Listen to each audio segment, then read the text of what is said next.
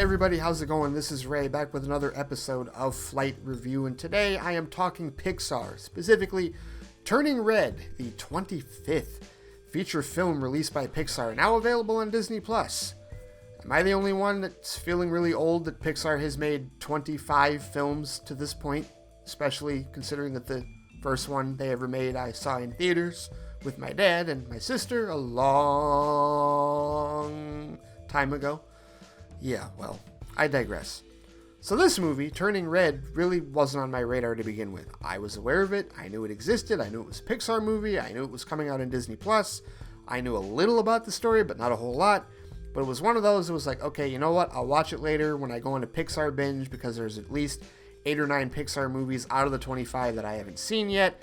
I'll watch it later. It'll be on Disney+, not a big deal.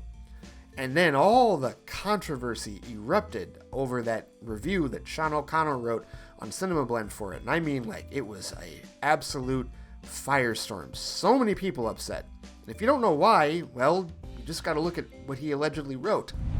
Apparently, he called the film unrelatable and said while he recognized the humor in it, he connected with none of it.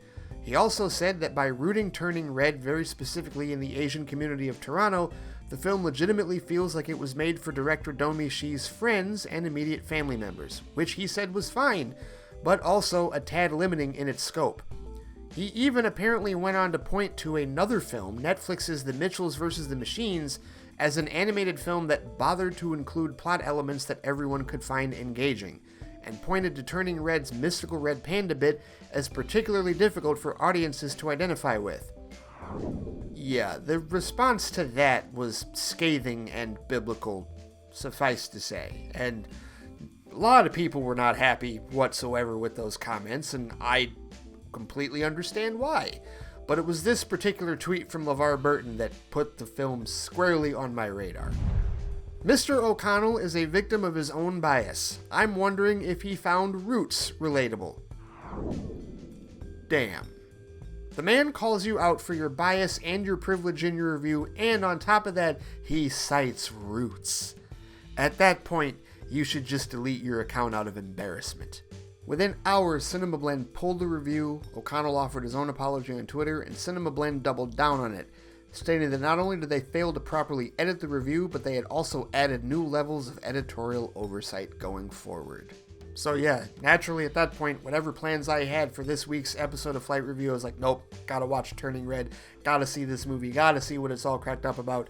Now I am firmly locked into seeing exactly what this movie is and judging it for myself.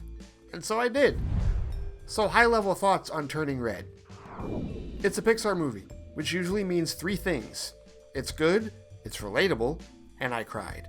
Now, did I cry necessarily like I did with Toy Story or Up?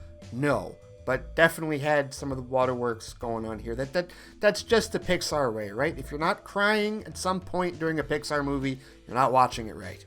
Turning Red is a coming-of-age story. I do not understand how a normal human being with a family and friends could watch it and say that it is completely unrelatable, and that is regardless of culture. But you know what makes this even more unique for this coming-of-age story? The fact that it is centered around a 13-year-old Chinese-Canadian girl, and all of the Asian culture, and all of the symbolism, and everything that goes into all of that. That's what makes this a new coming-of-age story, right?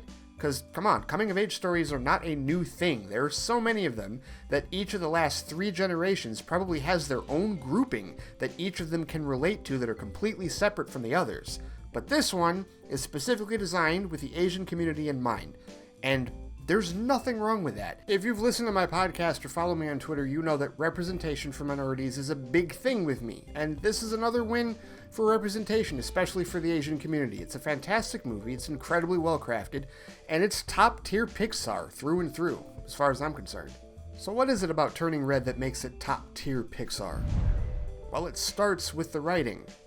The great thing about Turning Red is that even though it does center around a 13-year-old Chinese Canadian girl, it's not a Chinese-Canadian story. It really is a coming-of-age story, and it's written as though anybody could necessarily be Mei Lin Lee's character from any walk of life. It just so happens that in this story, it is told from a Chinese Canadian perspective.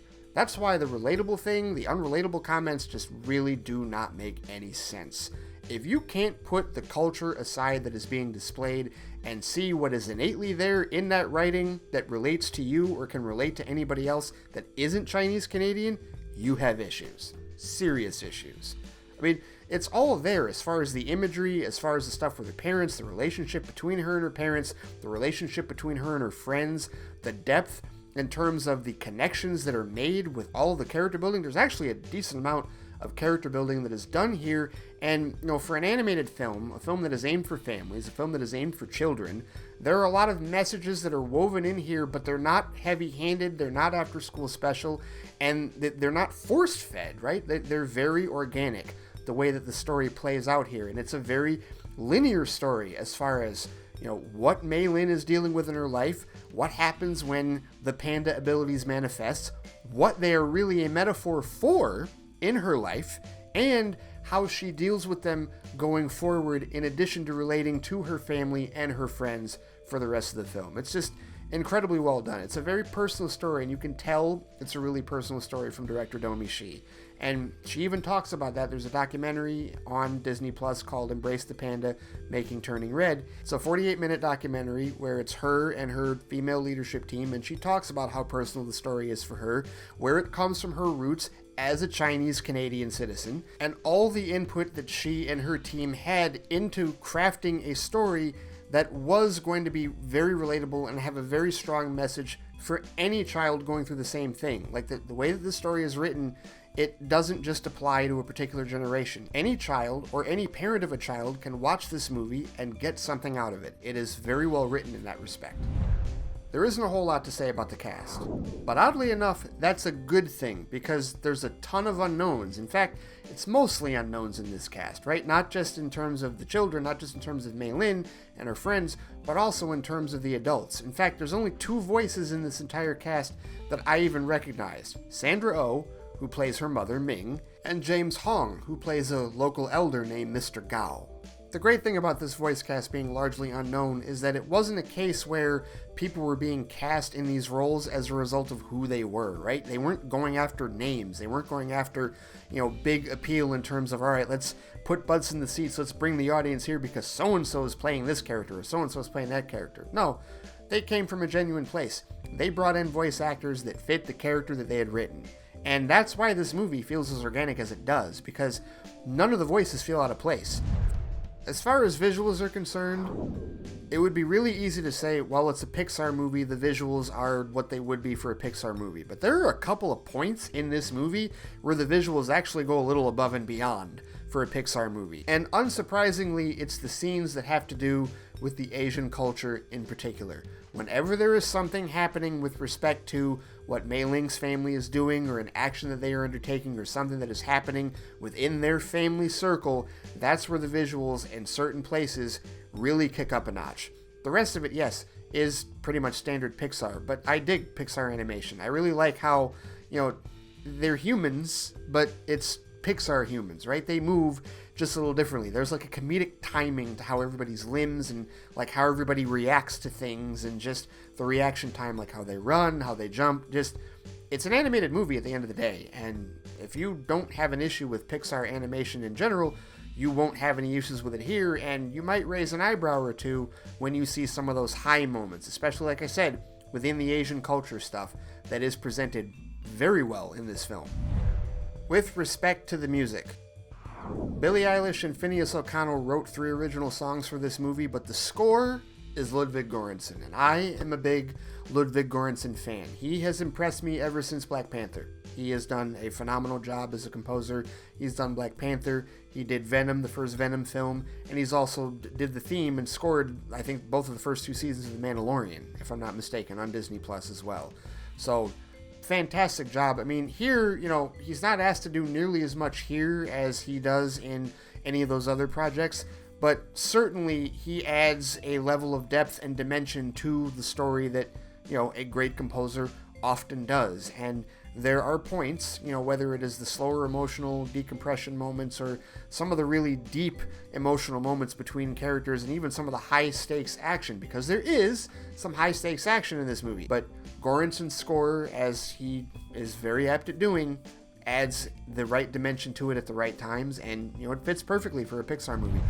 So to sum up my thoughts on Turning Red, like I said, it's Pixar. It is a top tier Pixar movie. If you're asking me to rank it among other Pixar movies, well, that's a difficult proposition, especially since there's 8 or 9 of them that I haven't seen. So if one of those 8 or 9 that I haven't seen is your favorite, then I might not be helping you out here. But what I can tell you is that for me personally, I did like it better than, Brave or Cars, right? If we're going to rank it up here, if we're talking about emotional stories, if we're talking about genuine stories, I wouldn't personally necessarily put it in the same category as Toy Story or Up, but I do think that it belongs in the category of like a Coco. I think Coco is actually a pretty solid comparison to it. And it's not a similar type of story in terms of like the subject matter, but definitely in terms of cultural representation, it's very much up there. And Coco was a movie that I got legitimately emotional at towards the end. And like I said, there are parts in this movie that absolutely will tug at the heartstrings and will get the eyes a little watery if you have a heart and a soul as a human being. Not everyone does. I understand that. Everyone looks at these movies and processes them a little bit differently. Okay, it's all subjective. But seriously, I don't see how anybody can watch Turning Red and not say that was a Pixar movie. Like, through and through. Like, it fits the category. Not just because it's technically a Pixar movie, but because all of the tenets of the great Pixar movies are in this film. Bravo to director Domi Shi and her cast and crew for putting this movie together. 5 years they were working on this, and that's through the COVID-19 pandemic, at least through the shutdowns. I'm really glad she was able to make the most of her opportunity to be able to put together this movie, and the work that she and her cast and crew did was just impeccable. Seriously, I mean, it is a gorgeous film, and I mean, like I said, it fits all the Pixar tenets. And I know one of the more controversial things about Pixar movies now is that Disney seems to be pushing all of them to Disney Plus and not necessarily putting them in theaters. I will say that Turning Red is a film that, for certain sequences, would play very well in an IMAX theater, would play very well in a regular theater. It's not necessarily a movie designed for home release, if you will. It could play very well in a theater because of certain parts of it. However, to that end, for all the people that are upset about that, one of the things that we talk about in the streaming era is the accessibility for the audience to be able to see certain movies so that they don't have to make tough decisions on what they're going to see at the theater. And this is a sense where any family can sit down, watch this movie, and this can hit a wider audience than if the family's got to pay $11 to $15 to go see it in IMAX. If they got Disney Plus at home, it's there and easily accessible for them. And that's something about the streaming age that I feel like a lot of people don't necessarily understand, is how much easier it is now for the general audience to see these films at home. I think Turning Red very well could be one of those films that reaches a wider audience because it is a home release. It is one that I would recommend for children and parents of any culture, right? Don't let any of that sway you. It's a movie for everyone, regardless of what anybody says. And you can find something in there that is very accessible and relatable to you if you keep an open mind. So there you have it in a nutshell. Turning Red, thumbs up. Another Pixar tearjerker that just absolutely hits a home run. That is going to do it for this particular episode of Flight Review. If you dug this episode, go ahead and hit like and subscribe at the bottom. If you're interested in my weekly podcast or my blog, you can check both of those out at theflightcast.com or wherever you get podcasts. And for those of you interested in some extra stuff, you can go to patreon.com/theflightcast to get all of the bonus content available for flight officers that are members of the group. All right, take care, stay safe out there, and I will see you next time.